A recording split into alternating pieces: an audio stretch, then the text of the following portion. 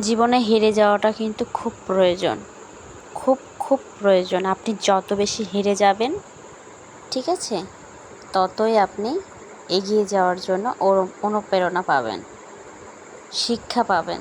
সেই শিক্ষাটাকে কাজে লাগিয়ে আপনি আরও এক ধাপ এগিয়ে থাকবেন।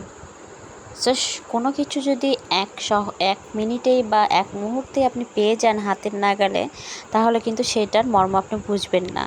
আর কোনো কিছু যদি অনেক কষ্ট করে অনেক অনেক লড়াই করে আপনি পান, সেটার মূল্য অবশ্যই বুঝবেন।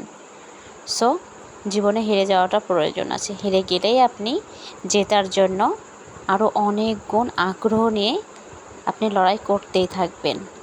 সো হেরে গেলেও আমাদের বসে থাকলে চলবে না, আমাদেরকে লড়াই করতেই হবে, প্রতিনিয়ত লড়াই করতে হবে।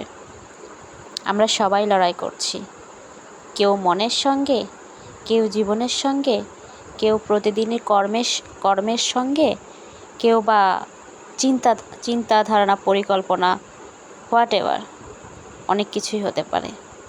সো লড়াই করতেই হবে, যতক্ষণ বাঁচবেন আপনি ততক্ষণ লড়াই করতেই হবে, সেটা কাজ হোক, যা কিছুই হোক না কেন।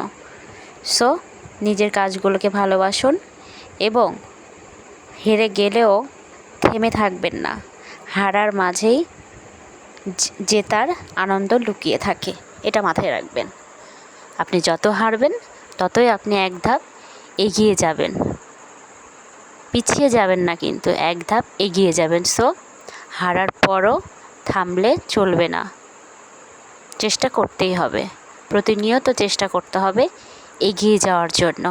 হেরে গেলে কি থেমে গেলে চলবে না। সো লড়াই করতেই হবে, কাজ করতেই হবে, লেগে থাকতেই হবে।